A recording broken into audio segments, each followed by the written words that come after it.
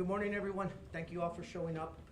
I'm Investigator Sandoval, the Public Information Officer for the Brownsville Police Department. Speaking today in this press conference will be Chief Felix Salceda, and there's several representatives from several agencies, our Mayor, Trey Mendez, and several commissioners here. Chief Salceda will be up here, make a brief statement, and he'll take a couple of questions. Right now, we're gonna go ahead and escort him in, and just give us 1 minute. Morning. Good morning.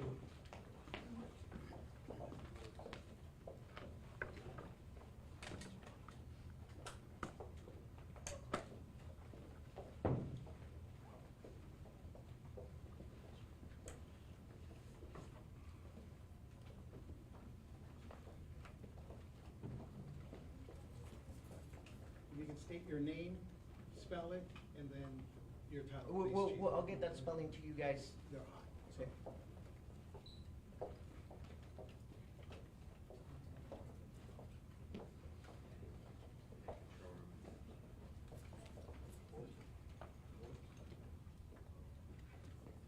Well, good morning, and thank each and every one of you all for being here today this morning. We really appreciate you all's presence. And I am here as Chief of Police for the Brownsville Police Department, Felix, F-E-L-I-X, Salceda, S-A-U-C-E-D-A, Brownsville, Texas. And I am here to deliver a brief on the tragic event that took place within our city yesterday. Since the investigation is ongoing, our objective is to provide you a better understanding about what occurred as we currently understand it. Yesterday morning at 8:29 a.m., we received multiple calls for service in regards to a major crash on the 600 block of Minnesota Road. Upon arrival, officers found multiple casualties and several injured. Officers also found a gray SUV with heavy damage and a driver on scene. Through the investigation, it was found that the SUV ran a red light, lost control, flipped on its side, and struck a total of 18 individuals. It was further found that there were 6 fatalities on scene and 12 critically injured. From then and now, fatalities have grown to 8. Investigation also revealed that the driver of the vehicle, later identified as George Alvarez, November 9th, 1988, had attempted to flee the scene after impact, but was held down by several individuals on scene. Investigation also revealed that the driver of the vehicle, George Alvarez is a Brownsville local with an extensive rap sheet. He has been formally charged and arraigned with 8 counts of manslaughter, 10 counts of aggravated assault with a deadly weapon. He has received bonds totaling $3.6 million, and we have his picture and record of various previous arrests, as we will display to you all right now.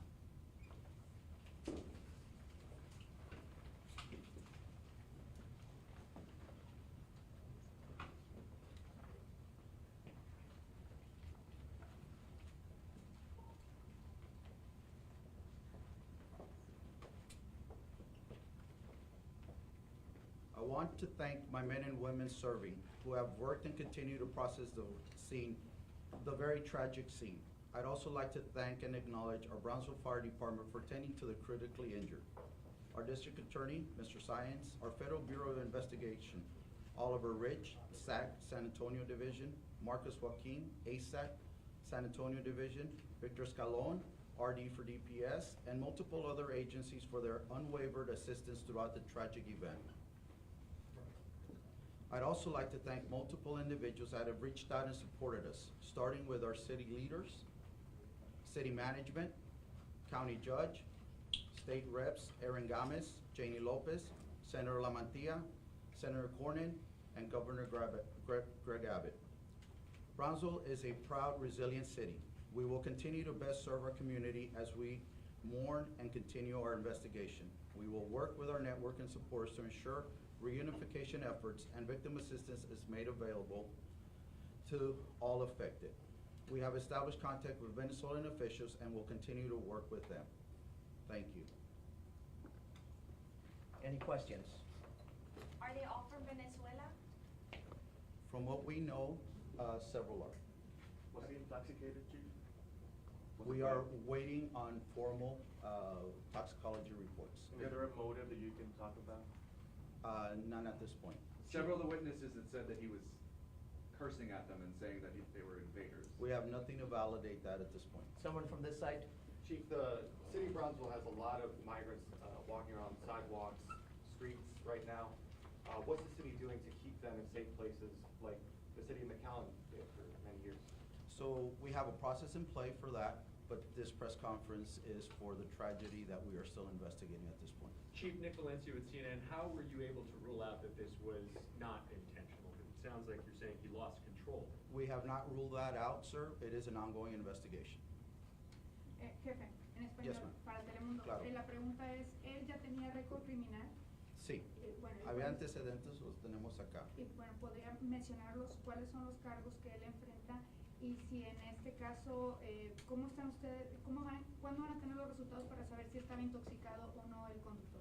Todo es parte del proceso ahorita que estamos tomando formalmente, las cuentas y las ofensas que se llevaron a cabo esta mañana, las tiene Martín con él y se las puede dar. Jefe, Yes, sir. ¿él ha estado cooperando con ustedes? Has he been cooperating with you? Not at this point, sir. Chief, two questions, just quickly. Yes. Any additional charges, or can you talk about how you would get there? So it is an ongoing investigation, and yes, absolutely, charges can change and charges can be added. But he was arraigned today for reckless driving. That is correct, yes, Yes, ma'am. Can I just quickly ask about the victims? Can you talk about the process of IDing those, and have you identified the nationalities beyond just Venezuela? Are all of them migrants, and what has the process been like reaching out to family?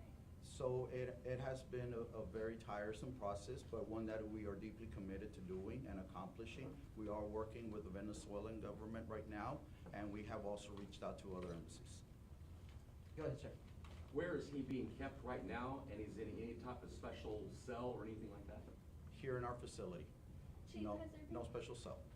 Sorry. Yes, Has ma'am. there been increased police presence at Ozanam and at the Adams Street and the places where migrants are being processed by the city?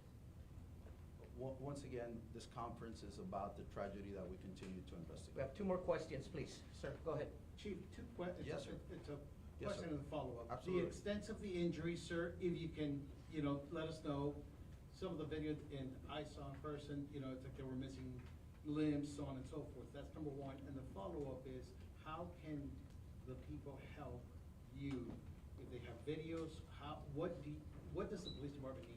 Absolutely. So there are various very critical injuries, and of course, there was fatalities out of there at the scene, and we unfortunately continue to have a scaling, if you would, of fatalities, unfortunately. And for the public, right? Any and all videos, any and all statements, any and all, whatever it is that you know that can help us collaborate and bring this investigation, to an end. Please reach out to us.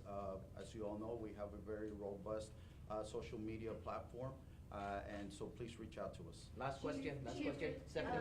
Yes, more about the victims. Are they all men? And about Mr. Alvarez himself, did he seem sober? And what did police officers encounter when he was there? When So he was at this point, I can confirm that they were all males that we know of. And beyond that, we have to wait for official reports. Be in the country. Thank you all so much for being here. We have the list of charges right there, the mugshot for y'all to take pictures of. Thank you, Chief. I have a contact list there in the back for everybody that is not familiar with us to leave your name and email. That way we can email you any updates further on with this case. As far as that, please send me an email with all your questions from this point from right now, and I will answer them accordingly. Thank you. Thank you so much.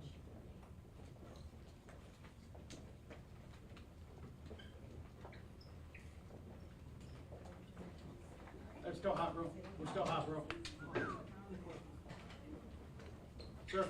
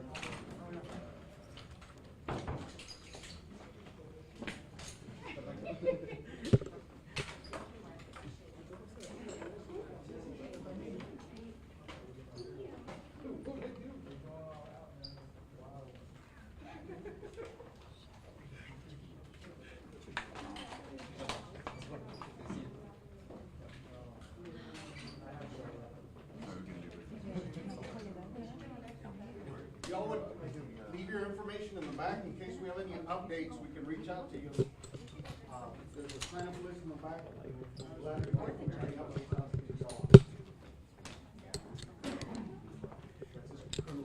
Oh, dude, you led, man. You led the whole thing. It was wild. I'm like, whoa.